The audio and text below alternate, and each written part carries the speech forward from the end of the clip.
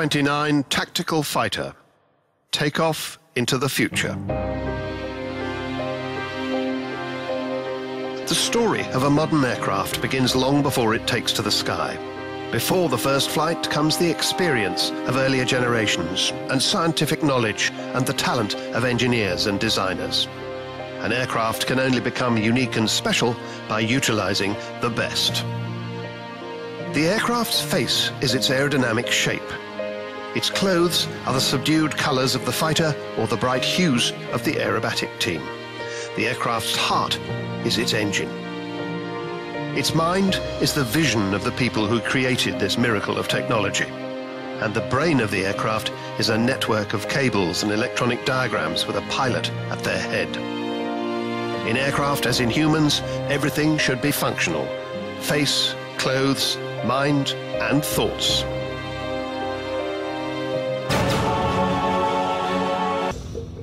It's designed as a more mass-produced aircraft with a smaller combat radius of action. But the fighters are similar in other ways. The Americans also created their own aircraft pair, the heavy F-15 and the light F-16. Many more differences between them. Often the F-16 is compared to the MiG-29. Single-seat MiG-29 tactical fighter, type 912. Length 17.3 meters. Height 4.7 meters. Wingspan 11.3 meters. Maximum takeoff weight 18,100 kilograms. Maximum speed 2,450 kilometers per hour. Range 1,430 kilometers. Service ceiling 18 kilometers. Maximum G load 9G. An important component of the MiG-29's capabilities was the variety of missiles specially designed for fourth-generation fighters, in particular the R-73 missile. The R-73 is a close combat guided missile with an infrared homing head. For a long time, there was no missile like this. It has a thrust vectoring engine, which gives it phenomenal maneuverability. Immediately after launch, the missile can turn through 90 degrees.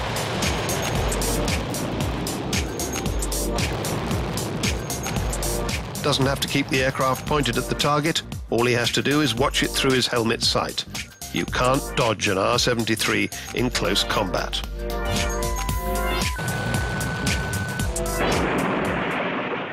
The missile range is anything between 300 meters and 30 kilometers. The R-27 medium-range missile is for longer distances, up to 70 kilometers. Here's an interesting point. As soon as the MiG-29 was built, it was fitted with short and medium-range missiles. Its counterpart F-16 started with short-range missiles and could only use its weapons in visual contact conditions.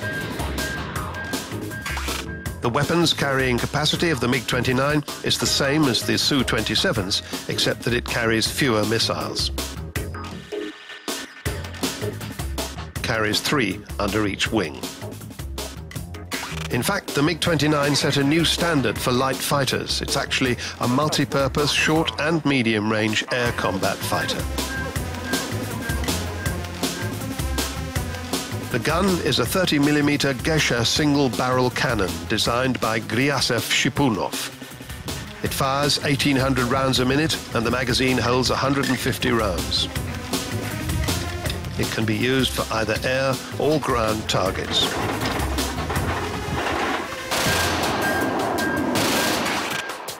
The MiG-29 can also carry bombs and rockets. These are 250-kilogram bombs being loaded. And these are 80mm rockets. Each underwing unit holds 20 of them.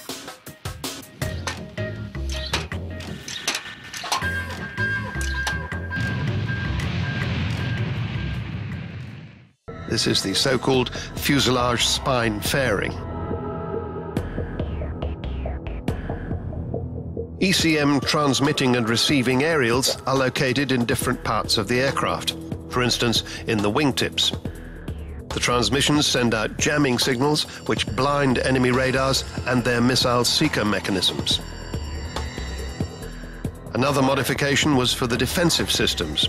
This mod was not so secret. We even see it demonstrated by the Swift's aerobatic team.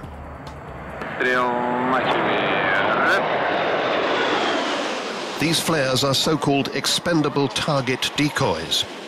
Soviet aircraft actually had similar systems in the 1980s as a result of experience gained in the Afghan wars. The Mujahideen had begun to use heat-seeking missile systems, and these decoys were designed to provide protection from that sort of weapon.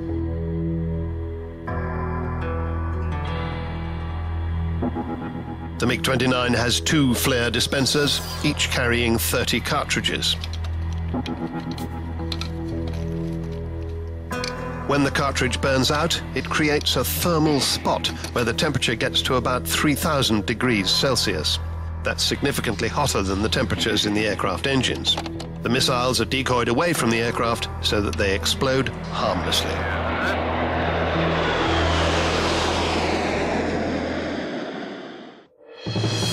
So that's the Mig-29 fighter. By the late 1980s, it had got ultimate recognition and high credibility. Production was increasing. Not only that, but exports were beginning to some countries friendly to the Soviet Union. But the West knew little of what the aircraft was really capable of. That situation was to change suddenly.